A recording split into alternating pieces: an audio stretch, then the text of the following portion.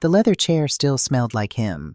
That was the first thing I noticed when I sat down, that faint mix of cedar cologne and old books that had soaked into the armchair over decades of late evenings, of paperwork spread across the mahogany desk, of the quiet life Robert Harlow had built and tended like a garden he never stopped caring for.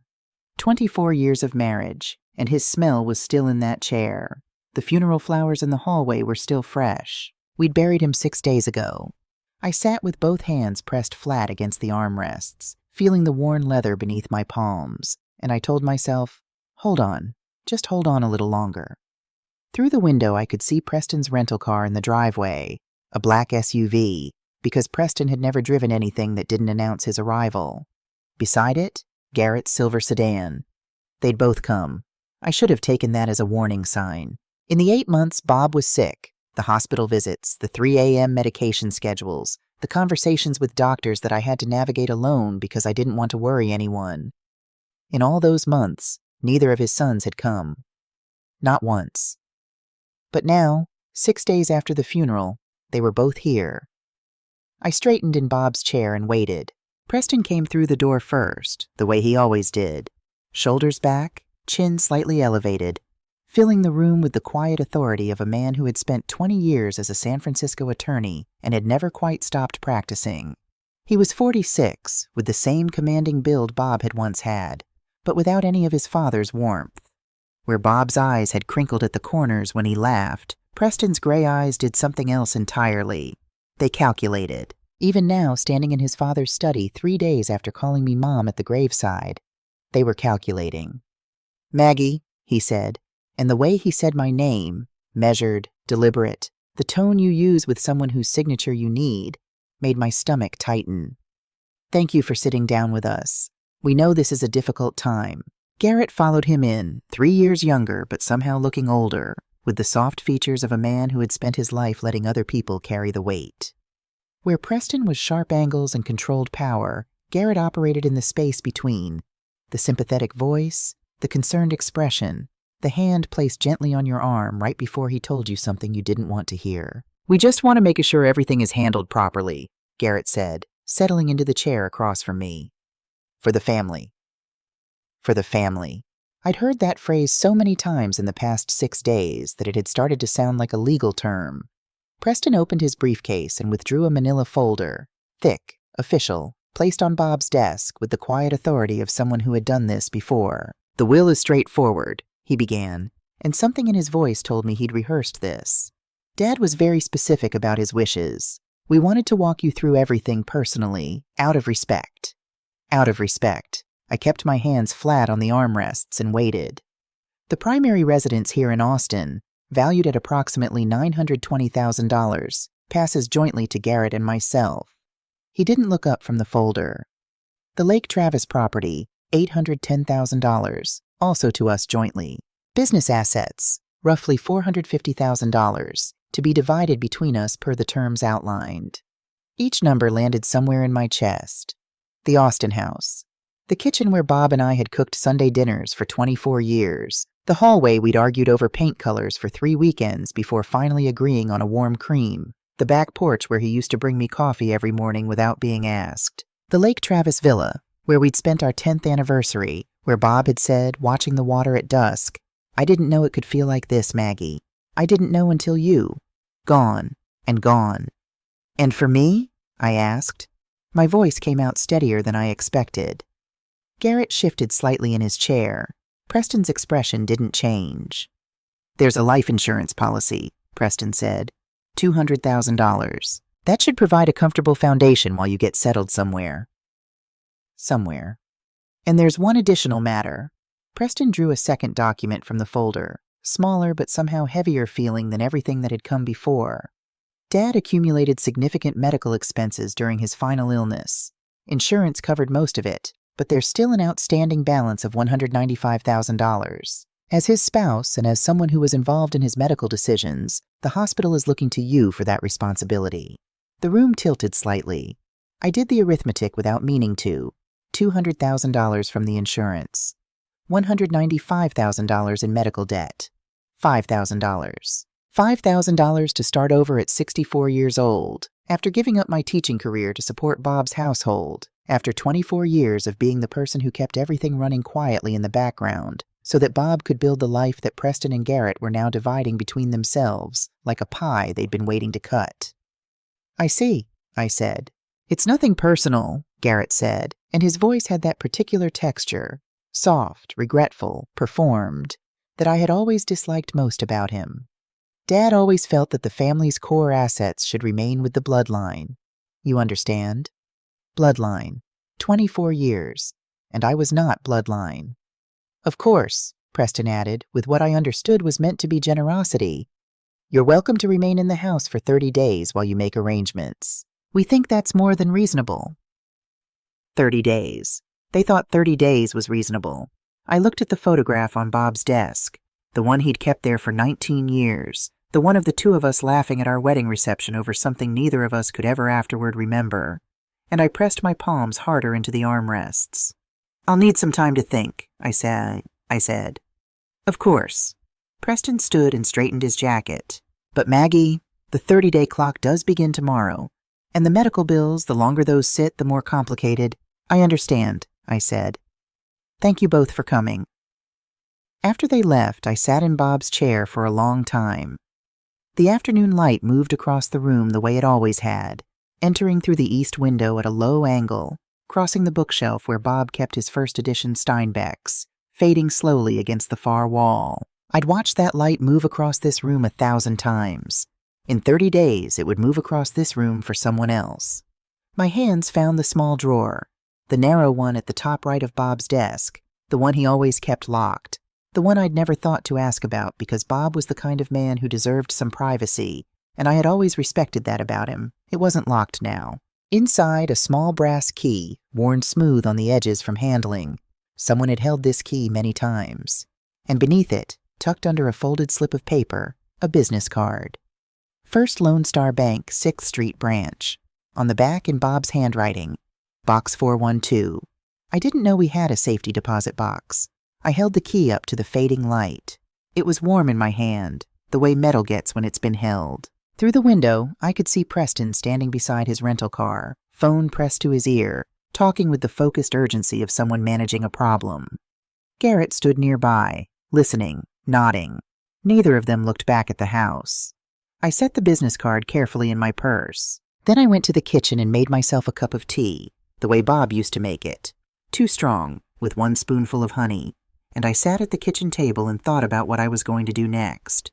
Howard Bellamy had been the Harlow family attorney for 15 years. His office on Congress Avenue was all polished marble and framed diplomas, the kind of office designed to make you feel that everything was under control, that someone competent was handling things, that you could relax. I had never been able to relax in Howard Bellamy's office. I wasn't sure why, until now. Maggie, he cleaned his glasses for the second time in 10 minutes, which was something I'd never seen him do before. I want to make sure you fully understand the terms before we proceed. Walk me through it, I said. He did. It matched what Preston had told me, almost word for word. The will was clear, Howard said. The assets were straightforward. The medical liability was unfortunately something that attached to the spouse. There was very little room for interpretation. Is there any basis for contesting? I asked. Howard set his glasses down. Contesting would be a lengthy process, months, potentially longer, and in the meantime, the medical bills would keep accumulating. Yes, I watched his face as he answered. Howard Bellamy was a careful man, a precise man, a man who had built a reputation on saying exactly what needed to be said and nothing more. But there was something underneath the precision today, something that looked, if I was reading it right, like discomfort. Howard, I said, keeping my voice even. When did Preston first contact you, after Bob's passing? He paused, just a fraction of a second too long. Preston reached out in the days following Robert's passing, he said, which is standard procedure for, of course, I said. Thank you. I stood, smoothed my skirt, and extended my hand. I'd like a few days before signing anything, I said.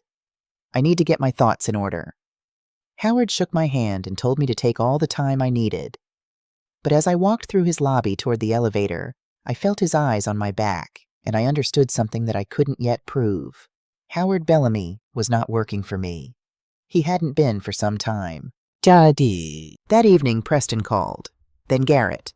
Then a text from Diane, Garrett's wife, suggesting we have lunch. Just the two of us, nothing formal, family supporting family. I set my phone face down on the counter and stood at the kitchen window, watching the oak tree in the backyard that Bob and I had planted our second summer in this house. It was 22 years old now, taller than the roof. My phone buzzed again. Preston. Maggie, we just want to make sure this process is as smooth as possible. The sooner we can finalize, the better for everyone. Please call me. I picked up my phone. I typed back. I'll be ready to sign by end of week. Thank you for your patience. Within 90 seconds, Preston replied, That's wonderful. We'll have everything ready. I could picture him. The relief, the quiet satisfaction, the mental calculation already shifting to what came next. They thought I was a woman who had been told her options and had accepted them. They thought I was tired and grieving and alone, which I was. What they didn't think was that I might, in the 96 hours between now and end of week, drive to a bank on 6th Street and open a box numbered 412. They didn't know about the key. First Lone Star Bank was a quiet, mid-sized institution with marble floors and the particular hush of a place where serious things happened in an unhurried way.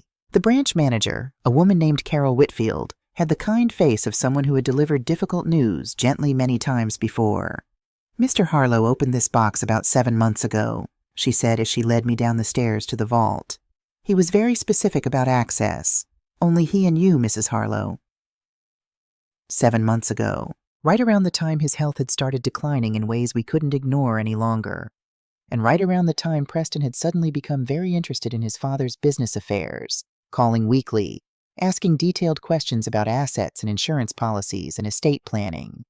I'd thought at the time that it was grief anticipating itself, a son trying to feel prepared.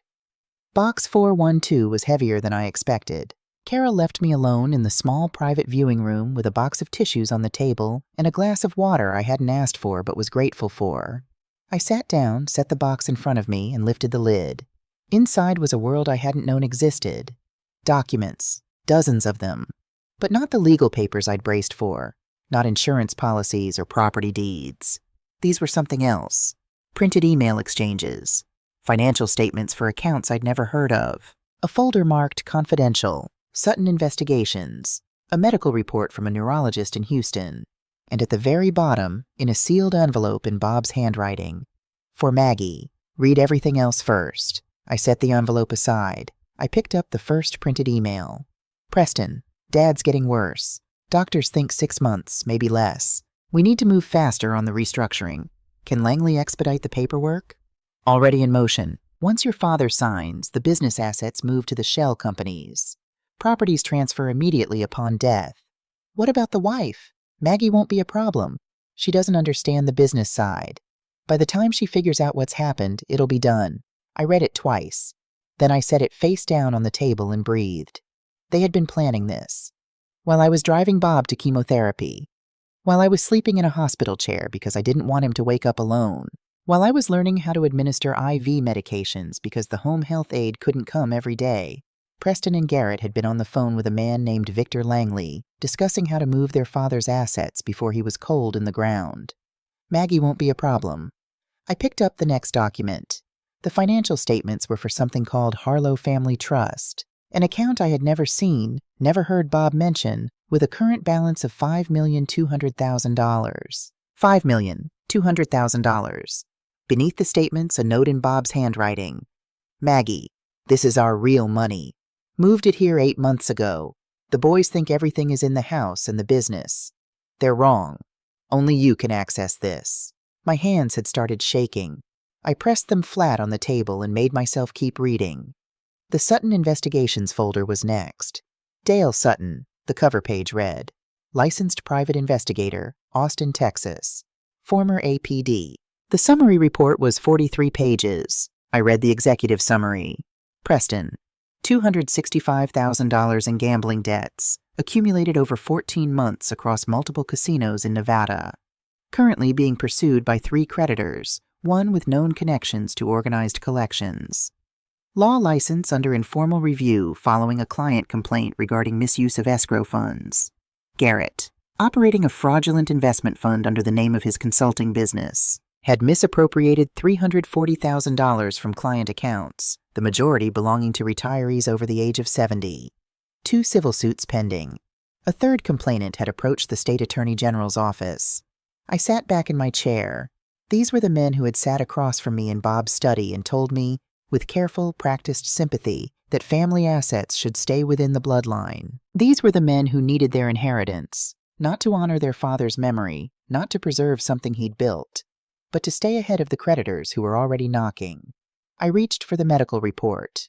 Dr. Stephen Wakefield, neurologist, Houston Medical Center. Assessment date, 4 months before Bob's death. Patient demonstrates no evidence of cognitive decline or diminished decision-making capacity. Mental acuity remains within normal range for age. No neurological basis for concerns regarding competency. Preston had told 3 different people, including, I suspected, Howard Bellamy, that Bob's illness had affected his judgment in his final months, that he hadn't been fully himself, that documents signed near the end of his life might not reflect his true wishes. Dr. Wakefield's report said otherwise. Bob had been completely, entirely himself until the end. The last document in the stack was a copy of a will, not the will Preston had shown me. A different will, dated 7 weeks before Bob's death, notarized and witnessed by 2 independent parties, bearing the letterhead of Donahue and Associates, estate law. I had never heard of Frank Donahue. The language was clear. Everything, the house, the Lake Travis property, the business assets, all accounts and holdings, passed to Margaret Ann Harlow. A separate clause established modest annual trust distributions for Preston and Garrett, structured so they could not be liquidated or accelerated. And in the margin, in the cramped, familiar handwriting I had loved for 24 years, Maggie, you get to decide what they deserve. I trust you completely. I sat in that small, windowless room for a long time after that. The water in the glass Carol had brought me went untouched. The box of tissues stayed closed. I didn't cry, which surprised me. What I felt instead was something quieter and more solid than tears, the specific weight of understanding something true about someone you loved, something that changed the shape of the past 8 months into a different picture entirely. Bob hadn't been failing in those final weeks. He'd been working. I reached for the sealed envelope. My darling Maggie, if you're reading this, then I'm gone, and the boys have shown you who they are. I'm sorry I couldn't tell you any of this while I was still with you. I needed to be certain about what they were planning before I acted. And by the time I was certain, I didn't have much time left. I want you to know something. I have never for one moment doubted that you were the right person to share my life with. Every good thing that happened in this house happened because you were in it. The boys had every advantage I could give them, and they chose to become the men they are. That is not your failure. It is not mine either. Here is what you need to know. The house carries a mortgage of $1,300,000. The Lake Travis property carries a mortgage of $850,000. I took both loans out 6 months ago, and the money is in the Harlow Family Trust, the account only you can access. If Preston and Garrett accept those properties, they are accepting debts that exceed the property's values by $420,000. Given their existing financial situations, no bank will refinance them. They will lose both properties and still owe the difference. They are not inheriting assets, Maggie. They are inheriting consequences. The life insurance policy is not $200,000. It is $600,000. There is also a second policy, $350,000, that neither of them knows exists. Frank Donahue has both policy documents. Call him. His number is on the card I've left with this letter. Howard Bellamy cannot be trusted. I don't know whether Preston got to him directly or whether it was more subtle than that, but I know Howard has been sharing information he shouldn't have. The real will, the one that matters, is with Frank. Howard has only ever seen the old version. I could have had them arrested, Maggie. Dale Sutton gave me everything I needed. I chose not to, because I didn't want my last act on this earth to be destroying my own sons. But I wanted you to have the choice. Whatever you decide, whether you pursue charges or simply walk away with what's yours, I will have trusted you to make the right call. Take the money. Start over somewhere beautiful. Plant roses if you want to. Don't look back. All my love. Always, Bob. I folded the letter carefully along its original creases. I put it back in the envelope.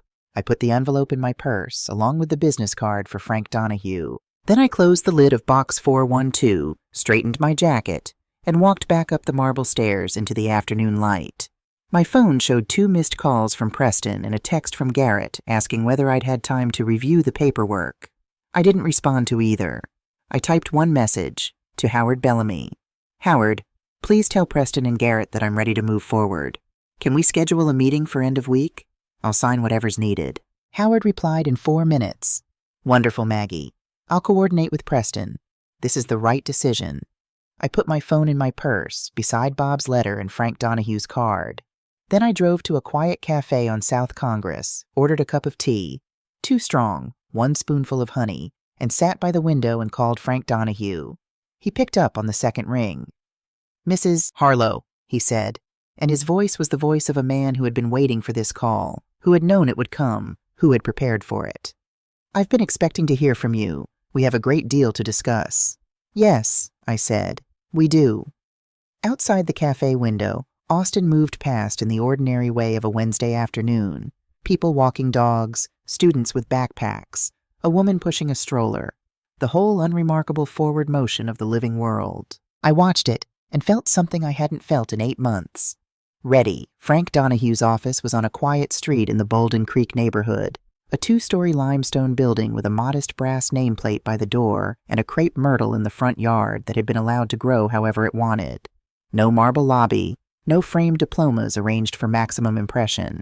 Just a receptionist named Ruth who offered me coffee before I'd even sat down, and the particular smell of a place where real work happened quietly and without performance. Frank himself appeared in the doorway a moment later, 67 years old, with the unhurried movements of a man who had learned long ago that rushing rarely improved anything. He had a full head of white hair, reading glasses pushed up on his forehead, and the kind of handshake that told you he'd earned every callus. Mrs. Harlow, he said, come in, sit down. There's a lot to cover, and I want to make sure we cover all of it before you walk into that meeting with Preston and his attorney. I followed him into an office lined with bookshelves on 3 walls and a window on the 4th, looking out onto a small courtyard where a tabby cat was sleeping in the sun. I sat across from his desk, which was organized in the particular way of a man who knew exactly where everything was, even if no one else could tell. Bob spoke about you often, Frank said, settling into his chair. He wanted me to understand who I was protecting before he told me what I was protecting you from. I felt something move through my chest, the particular ache of being known by someone who is no longer there to know you. Tell me everything, I said. Frank opened a thick folder and began. Bob had first contacted him 9 months ago, 2 months after hiring Dale Sutton, 1 month after Sutton had delivered his initial findings. He'd driven to this office alone, without telling anyone, on a Tuesday morning when I thought he was at a cardiology follow-up. He came in and sat in that exact chair, Frank said, nodding toward me. And he put a manila envelope on my desk and said, Frank, my sons are stealing from me, and I need to make sure my wife is protected before I die. I don't have a lot of time, so let's not waste any. Bob had shown Frank everything Sutton had uncovered. The gambling debts, the fraudulent investment fund, the forged signatures on loan documents that Preston had used to leverage the family business as collateral for his personal debts. He'd shown Frank the emails between Preston and Victor Langley. He'd explained that Howard Bellamy, for reasons that might have been venality, or might simply have been years of accumulated loyalty to the son who called more often than the father, had become unreliable. He was very calm about all of it, Frank said. That was what struck me. He wasn't angry. He was just resolved. That was Bob, I said. Frank nodded. He knew what he wanted to do. He had most of it figured out before he walked through my door. He just needed someone to execute it properly. He spread documents across the desk in sequence, the way a teacher lays out a lesson, each piece building on the last, the full picture emerging gradually so that every detail had room to land. Let's start with the assets, Frank said, because this is where Preston's version of events diverges most completely from reality. He placed the Harlow family trust statements in front of me, the same ones I'd seen in the safety deposit box, but now with Frank's annotations in the margins, clarifying and contextualizing each entry. Current balance, $5,200,000. Bob moved money into this account over a period of 8 months, Frank explained. Small enough transfers each time to avoid triggering automatic reporting flags, large enough that by the end he'd relocated the substantial majority of the family's liquid wealth. Preston and Garrett knew about certain accounts, the business operating accounts, the joint checking, the investment portfolio Bob maintained for appearances. They did not know about this. Because he moved it before they thought to look, he said. Exactly. By the time Preston started having detailed conversations with Langley about restructuring, there was very little left to restructure. The business assets they think they're inheriting, the operating accounts are nearly depleted. What remains is largely equipment and receivables, real value, but not the liquid windfall they've been counting on. He moved to the next set of documents, the property records. The Austin house, Frank said. Current market value, $920,000. Current mortgage balance, he tapped the number with one finger, $1,300,000. I had read this in Bob's letter. Hearing it spoken aloud in this quiet office, in Frank's unhurried voice, made it real in a different way. The Lake Travis property, market value, $810,000. Mortgage balance, $850,000. He leveraged them past their value, I said. Intentionally. The loans were legitimate. Bob had the credit and the income history to obtain them without difficulty. He took them out through two separate lenders, neither of whom had any reason to flag the transactions. The proceeds went directly into the trust. I did the arithmetic. 2 properties worth a combined $1,730,000, carrying combined debt of $2,150,000. If Preston and Garrett accept those properties, they accept a net liability of $420,000, Frank confirmed. Before interest, before carrying costs. And given Preston's current credit situation, the gambling debts, the escrow complaint, and Garrett's pending civil suits, neither of them will qualify for refinancing. The lenders will move to foreclose. They'll lose both properties and still owe the deficiency balances.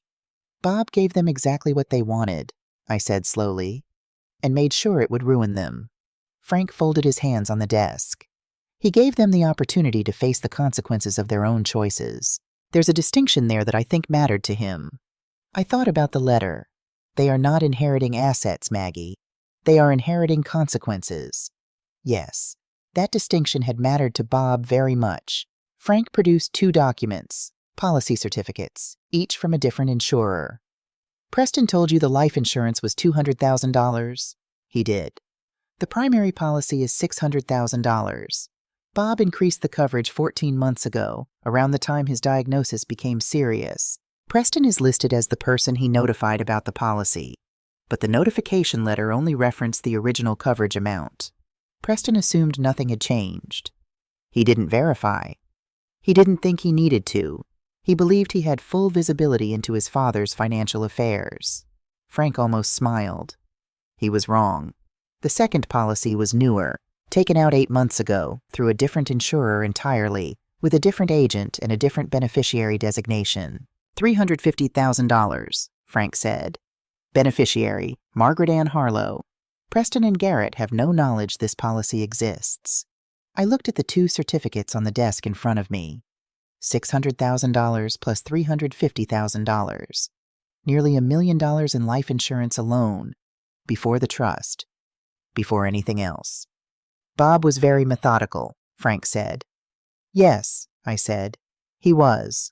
I had known that about him, had loved that about him, the quiet thoroughness with which he approached everything he cared about. I simply hadn't known, until now, the full scope of what he had been caring about in those final months. Frank reached into the bottom of the folder and withdrew a document I recognized from the safety deposit box, the Sutton Investigations report, along with several items I hadn't seen before. Dale Sutton's investigation was thorough, Frank said.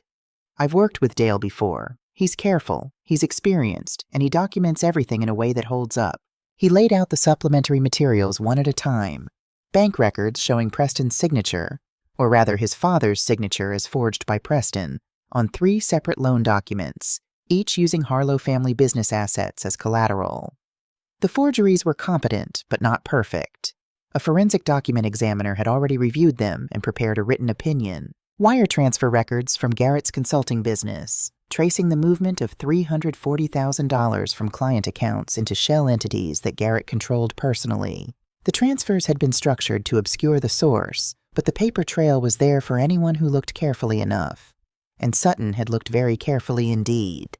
3 recorded phone conversations. Frank didn't play them.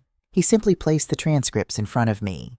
I read enough to understand. In the clearest one, Preston's voice.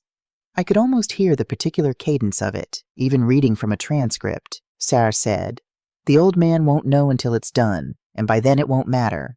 Just make sure Langley has everything ready to move the moment we get the death certificate." The old man. I set the transcript down. "These are sufficient for criminal charges?" I asked. "More than sufficient," Frank said. "Grand larceny, wire fraud, elder financial abuse, which carries enhanced penalties in Texas when the victim is over 65. He paused. Bob was 68 when they started. What would they be looking at? Preston, given the forgery and the organized nature of what he did, is looking at potential federal exposure as well as state charges. Garrett's situation with the client funds. Some of those clients have already filed complaints. The DA's office has been moving slowly, but this evidence would accelerate that considerably. Frank looked at me steadily. "We're talking about real prison time, Mrs. Harlow, not minimum security. Real." The tabby cat outside had woken up and was now sitting in the courtyard watching a bird with focused, patient attention. "Bob could have reported all of this while he was still alive," I said. "Yes." "Why didn't he?" Frank was quiet for a moment. He told me he'd spent a long time thinking about that question.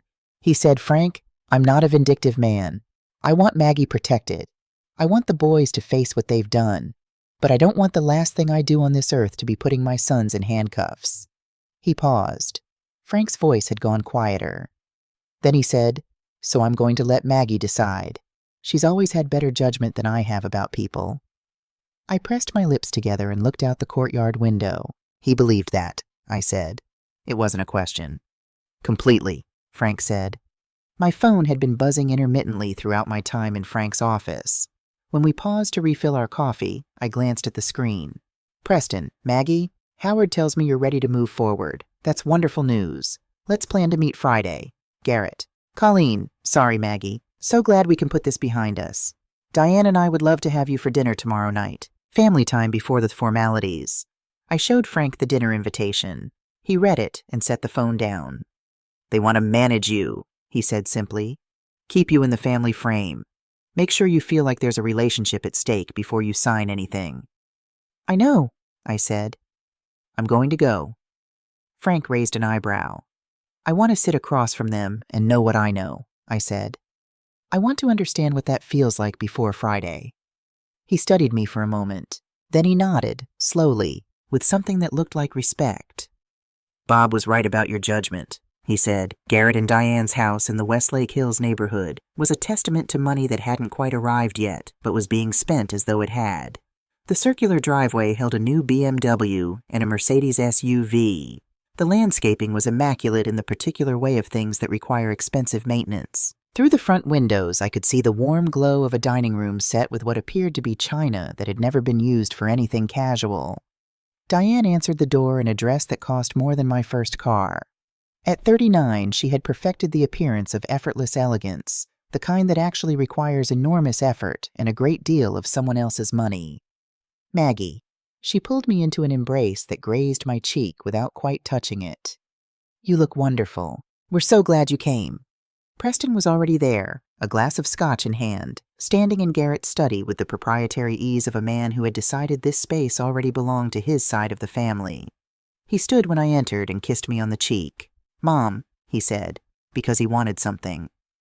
Dinner was served in the formal dining room. Diane had made herb-crusted salmon, perfectly prepared, with a wine pairing that Preston approved of with a small nod. The table was set with the precision of a stage production, and I sat in the middle of it and knew everything. That was the strange part. Not frightening, not overwhelming, just strange. The knowledge I was carrying sat inside me like ballast, keeping me steady while the conversation moved around me. Garrett talked about a consulting project. Diane asked about my plans. Preston mentioned casually that Howard had drafted the final paperwork and it was really quite straightforward, nothing to worry about. The Lake Travis property, I thought, watching Preston refill his wine glass, has an $850,000 mortgage against it. You don't know that yet. "Maggie," Preston said, setting down the bottle and turning to me with his careful, practiced concern. I want to make sure you're feeling supported through all of this. If there's anything you need— Actually, I said, keeping my voice pleasant, I've been going through some of Bob's paperwork. He kept such detailed records. I keep finding accounts and documents I didn't know about. The temperature in the room changed. Not dramatically, just a degree or two, the way air shifts before weather arrives. Garrett's fork paused over his plate. What kind of documents? Financial statements, mostly. Accounts I don't recognize. I smiled at him. Bob was so thorough. I probably just need someone to explain what I'm looking at.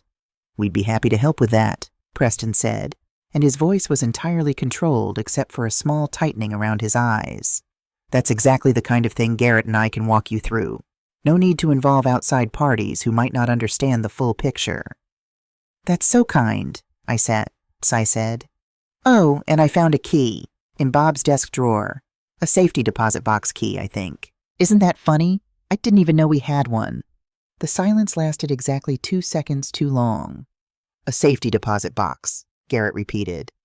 I haven't had a chance to go yet, I said, which was not true but was the right thing to say. I thought I'd get through the paperwork first. Of course, Preston said, smooth, controlled. But he reached for his wine glass and held it just a fraction longer than necessary before setting it down. Although, Maggie, those kinds of things can be confusing without context. Old accounts, outdated documents. Let us come with you. Make sure you're not worried unnecessarily. That's so thoughtful, I said. I'll let you know. When I stood to leave 2 hours later, Preston walked me to my car. The evening air was cool and smelled of the cedar that grew along the property line. Maggie, he said, his hand on my car door. About those documents you mentioned, and the safety deposit box. He paused, choosing his words with the care of a man who knew words were his primary tool. It would be best if you brought anything you find to us first. Dad's filing system could be confusing. We want to make sure you're not misled by something that seems significant but isn't. Of course, Preston, I said. Family should help family. I drove away. In my rearview mirror, I watched him standing in the driveway, already on his phone before I'd reached the end of the block. By the time I pulled into my own driveway, my phone showed a missed call from a number I didn't recognize. I sat in the car in the dark and called it back. Mrs. Harlow. The voice was measured, unhurried, a man accustomed to delivering information carefully. My name is Dale Sutton. I believe you've seen my report. I have, I said. Frank Donahue asked me to reach out. We need to go over a few things before your meeting Friday, specifically regarding Preston's contact with Victor Langley over the past 2 weeks. A pause. There have been some developments. What kind of developments? Preston knows something is wrong, Sutton said. He doesn't know what or how much, but he's been moving quickly, and Mrs. Harlow— Another pause, shorter this time. Men who are moving quickly tend to make mistakes. I leaned back against the headrest and looked up through the windshield at the oak tree Bob and I had planted 22 years ago, solid and enormous in the dark. Tell me everything, I said, and Dale Sutton told me. On Thursday morning, I met with Frank Donahue for 2 hours. We went through everything one final time. The documents, the sequence, the specific order in which each piece of evidence would be presented. Frank had arranged for Dale Sutton to be present at Friday's meeting. He'd also arranged for a certified copy of Dr. Wakefield's neurological report and a notarized statement from the 2 witnesses to Bob's final will. They will try to negotiate, Frank said. Preston especially. It's what he does. He'll look for leverage, for an angle, for something that benefits him. Let him look, I said. Frank studied me across his desk. How are you feeling? I thought about it honestly. The grief was still there. It would always be there. I understood that now, woven permanently into the fabric of ordinary days. But underneath it, or alongside it, was something else. Something that felt, if I was naming it accurately, like the particular steadiness that comes from finally understanding the full shape of a thing you've been trying to see in the dark. Bob spent the last months of his life making sure I would be all right, I said. The least I can do is show up on Friday and make sure his plan works. Frank nodded. He picked up his pen. Then let's make sure it works, he said. Friday morning arrived the way important mornings do, ordinary in every external way, The light coming through the kitchen window at the same angle it always did, the coffee maker gurgling through its familiar cycle, the oak tree in the backyard standing in the early September air, exactly as it had stood for 22 years. I dressed carefully.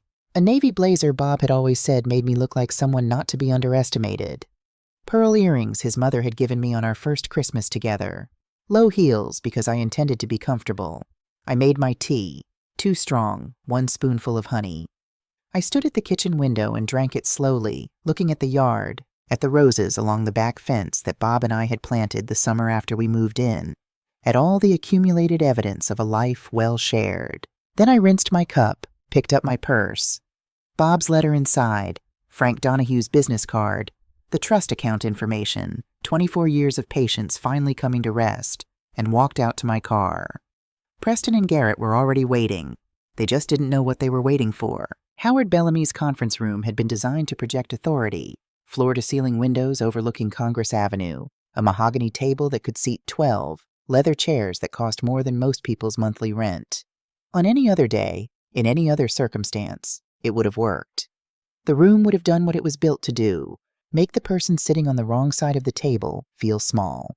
I sat down, folded my hands, and felt nothing of the kind. Preston and Garrett were already there when Frank and I arrived. Preston in his gray suit, always the gray suit, I realized, as though he'd decided long ago that it was the costume for this particular role. Garrett beside him, his face arranged into an expression of careful, practiced concern that I had spent 24 years misreading as genuine. Howard Bellamy sat at the head of the table, his glasses already in his hand. He looked, I thought, like a man who had recently understood that he'd been standing on the wrong side of something and couldn't figure out how to cross to the other side without anyone noticing. Dale Sutton sat quietly against the wall, not at the table, just present, a manila folder on his knee, watching the room with the patient attention of a man who had spent 20 years as a police officer learning how people behaved when they were afraid. Preston's eyes moved to Frank the moment we entered. Something shifted in his expression, a small recalibration, the way a chess player looks when the board has changed in a way they didn't anticipate. "Maggie," he said, standing. "I'm glad you're here." His eyes moved to Frank. "I don't believe we've met." "Frank Donahue," Frank said, setting his briefcase on the table. "I represent Mrs. Harlow's interests in this matter." A pause. Brief, controlled, but there. "Robert never mentioned changing attorneys," Preston said. "No," Frank agreed pleasantly, sitting down and opening his briefcase. He didn't mention it to a number of people, intentionally. Preston settled back into his chair with the deliberate composure of a man who had decided that composure was his best remaining asset. "I think there's been some confusion," he said, his voice carrying the measured cadence of an attorney addressing an opposing counsel he considered manageable. "We've received some communications this week suggesting the existence of documents that contradict the will Howard has been working with. We're concerned that someone may be attempting to complicate what is, in fact, a straightforward estate process." He looked at me with an expression I recognized, the one he used when he wanted to signal that he was being generous by including you in the conversation. "Maggie, I want to make sure you haven't been given inaccurate information by people who don't have your best interests at heart." I let him finish. "Preston," I said, and something in the way I said his name, level, unhurried, carrying none of the deference that had always lived in it before, made him stop. "I've been given very accurate information. By your father." Howard Bellamy's pen went still. Frank reached into his briefcase and placed the first document on the table. "This is the will executed by Robert Harlow 7 weeks prior to his death," Frank said. "Notarized, witnessed by 2 independent parties, and held in my office since the date of execution." He slid a copy toward Preston and another toward Howard. "It supersedes all previous versions." Preston picked it up. His eyes moved across the page with the practiced speed of someone who reads legal documents for a living. I watched his face as he read, watched the small muscle along his jaw tighten, watched his eyes stop and go back to a particular clause, watched him reach the signature page and the notarization and understand that there was no procedural angle here, no argument about execution or witness qualification. The will was airtight. Bob had made sure of it. "This is," Preston started. "Valid," Frank said. "Completely and unambiguously valid. I'm happy to provide the contact information for both witnesses if you'd like to verify independently." Garrett had taken the copy Howard silently slid toward him and was reading it with the slower, more effortful concentration of someone for whom legal language required translation. When he reached the central clause, all assets to Margaret Ann Harlow, with disposition of any bequest to Preston James Harlow and Garrett William Harlow left entirely to her discretion, he set the document down and looked at his brother. The look that passed between them had none of the controlled, private communication I'd witnessed at that first meeting in Bob's study. This was something rawer, something closer to the look of two men standing on a floor that had just shifted beneath their feet. Howard Bellamy cleared his throat. "Colleen, Maggie, I have to say I wasn't aware Robert had made any changes to his estate planning. If I had known—" "You would have told Preston," I said without heat, without accusation, just as a statement of something we all now understood to be true. Howard's mouth closed. Frank placed the second document on the table. "Dr. Stephen Wakefield, neurologist, Houston Medical Center," he said. "Assessment completed 4 months prior to Robert Harlow's death at Mr. Harlow's personal request, conducted independently of his primary care team. Dr. Wakefield's finding: no evidence of cognitive decline, no impairment to decision-making capacity, full mental acuity." He looked at Preston. "I understand there have been suggestions in various conversations that Mr. Harlow's judgment may have been compromised in his final months. This report addresses that suggestion directly." Preston said nothing. Garrett said nothing. The September morning moved past the conference room windows. Traffic on Congress Avenue, a cyclist waiting at the light below, the ordinary, indifferent motion of a city that didn't know or care what was happening 14 floors up. Frank reached back into his briefcase. "I want to be clear about what I'm about to share," he said, and his voice had shifted slightly, still unhurried, but with a new weight to it. The weight of a man who knows that the next several minutes will be the ones everyone in the room remembers. Robert Harlow spent the last 9 months of his life building a complete and documented account of his son's financial activities. He did this not out of anger, but out of love for his wife, and out of a conviction that the truth should be available to the people who needed it. He paused. "Everything I'm about to show you has been reviewed by a forensic accountant, a document examiner, and a former law enforcement officer. All 3 are prepared to testify." He placed the Sutton investigation summary on the table. Preston looked at it. He recognized the name. I could see it in the fractional hesitation before he controlled his expression. He'd known Bob had hired someone. He hadn't known how much Sutton had found. "Bank records," Frank said, producing the next document, showing 3 separate instances of Robert Harlow's signature appearing on loan documents he did not sign. A forensic document examiner has provided a written opinion confirming the signatures are not consistent with Mr. Harlow's authenticated signature samples. The loans used Harlow family business assets as collateral. He laid the examiner's report beside the bank records. "Preston, these documents bear what appears to be your signature as the authorized party on 2 of the 3 loans." Preston's composure did not break. I will give him that. He had spent 20 years building it, and it did not break. But it bent, visibly, undeniably, in the slight forward shift of his weight, and the way his hands moved from the table to his lap. "That's," he started. "Wire transfer records," Frank continued, as though Preston hadn't spoken, placing the next set of documents in front of Garrett. "These trace the movement of funds from client accounts managed by Garrett Harlow's consulting business into entities he controls personally. The total amount is $340,000. The majority of the affected clients are retirees." He let that word sit in the room for a moment. "Several of them are over 75. Diane, who had been sitting quietly beside Garrett with the careful stillness of a woman trying very hard not to exist, made a small sound. Garrett pushed back slightly from the table. "These records are out of context. There are explanations. There are 3 recorded conversations," Frank said. The room went silent. Robert Harlow, working with Dale Sutton, recorded 3 telephone conversations over a period of 4 months. The recordings are legal under Texas law, given that Mr. Harlow was a party to each conversation. Frank nodded toward Dale, who opened his folder and placed transcripts on the table. "I won't play the recordings now, but transcripts are available for review. In the clearest of his 3 conversations," he tapped the top page, "Preston states, and I'm quoting directly, 'The old man won't know until it's done, and by then it won't matter. Just make sure Langley has everything ready to move the moment we get the death certificate.'" The silence that followed was different from all the silences that had come before it. Those silences had been tactical. Spaces where people gathered themselves, calculated, chose their next words. This silence was something else. This was the silence of a room in which something irreversible had just become visible. Preston looked at the transcript. His gray eyes moved across the words, his own words, and for the first time since I had known him as an adult, I saw something in his face that I recognized as genuine. Not the performed emotions he'd been showing me for 24 years. Something real. It looked, I thought, like the specific shame of a man who has finally heard himself clearly. Garrett had gone pale. Diane was looking at her hands. Howard Bellamy had set his pen down sometime in the last few minutes and hadn't picked it back up. "There's one more item," Frank said.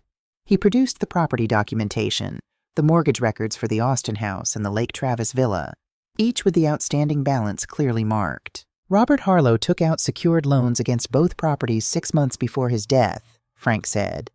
"Primary residence, current market value $920,000. Mortgage balance $1,300,000. Lake Travis property, market value $810,000.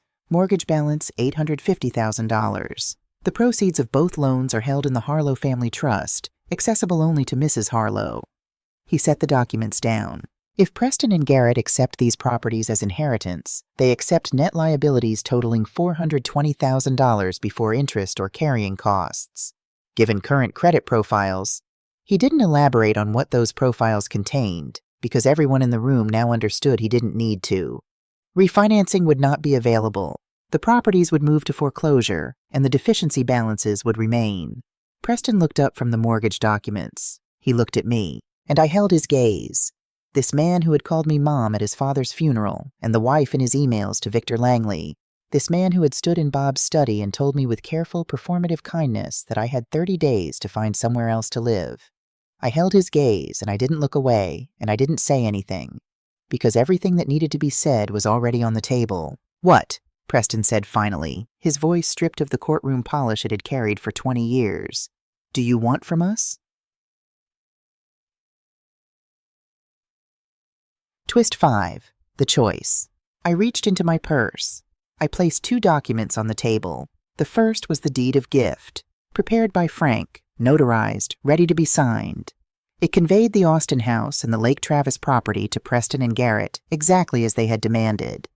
Both properties, exactly as described, including, as the attached mortgage schedules made clear, every dollar of associated debt. The second was the criminal complaint, prepared by Dale Sutton in consultation with Frank, documenting the forgery, the wire fraud, the elder financial abuse, complete, organized, ready to be delivered to the Travis County District Attorney's Office, and, given the interstate elements, to the FBI's Financial Crimes Unit. 2 documents, 2 directions. "These are your options," I said. "Aye. You can sign the deed of gift and accept the inheritance you've been demanding, the houses, the business assets, everything you told me Bob intended for you. Or you can walk away from all of it, and I will not file the criminal complaint." Preston stared at the 2 documents. "And if we sign the deed?" "Then I file the complaint anyway," I said. "Because if you're willing to take assets you know are underwater just to spite me, then you're the kind of people who need to answer for what you did to your father in front of a judge." Garrett made a sound that might have been a laugh under different circumstances. "You've been planning this." "Bob planned it," I said. "I'm just here to see it through." "This is coercion," Preston said, but his voice had lost its authority entirely. It was the voice of a man saying words because words were the only tool he had left, not because he believed they would work. "No," Frank said quietly. "It's a choice. A genuine one, which is more than your father was offered." Preston looked at his brother. For a long moment, they simply looked at each other. These 2 men who had grown up in the same house, who had shared a childhood I'd never been part of, who had apparently at some point made a decision together that had led them here, to this room, to this table, to this morning. Whatever passed between them in that look, it ended with Garrett turning away first. "Preston," Garrett said. His voice was quiet and flat and entirely without pretense for the first time since I'd known him. "It's over." Preston closed his eyes. When he opened them, he reached for the pen Frank had placed on the table.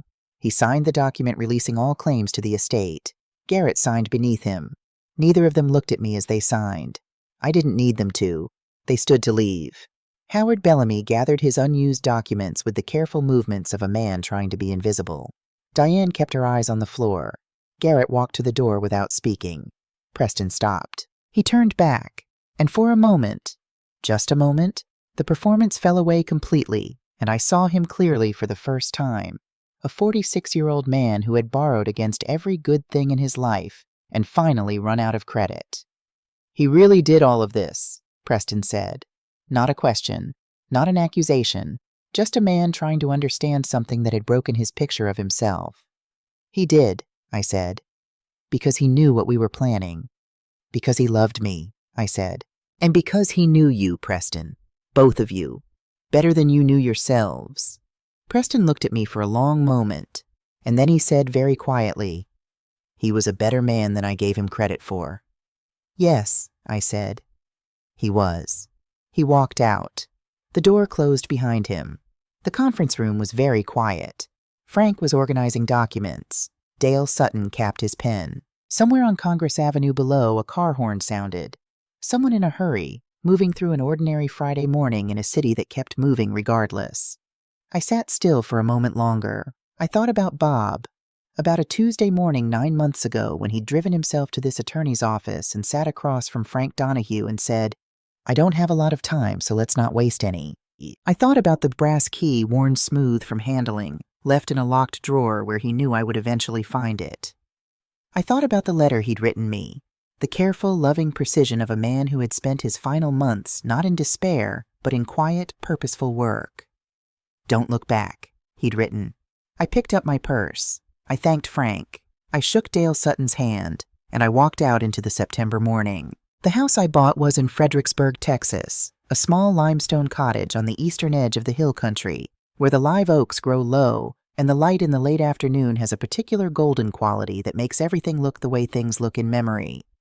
It cost $680,000 cash, which left me with more money than I knew how to think about, held in accounts that only I could access, managed by Frank Donahue with the same unhurried competence he'd brought to everything else. The cottage had a garden that the previous owners had let go, beds that had once been beautiful, visible still beneath the overgrowth if you looked carefully. I spent the first 2 weeks clearing them.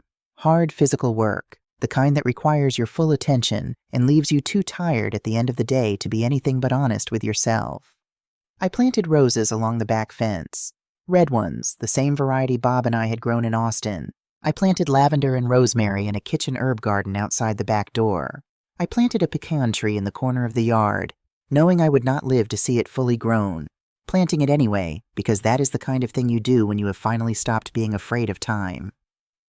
Preston filed for Chapter 7 bankruptcy 11 weeks after our meeting in Howard Bellamy's conference room. His law license was suspended pending a disciplinary hearing related to the escrow complaint, the one that had been quietly filed before any of this began, the one that had always been waiting.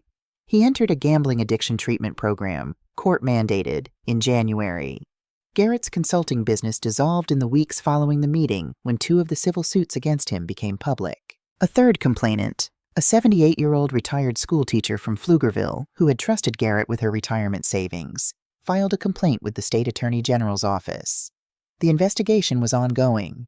Diane filed for divorce in October, citing irreconcilable differences. She moved to Houston with her sister. Howard Bellamy resigned from the State Bar Association's Ethics Committee, citing personal reasons. He continued practicing, more quietly than before. Dale Sutton called to check on me in November. At the end of the conversation, he mentioned that his daughter Amy was looking for volunteers for the organization she ran, support services for women experiencing financial abuse within families. She needed people who understood what that looked like from the inside.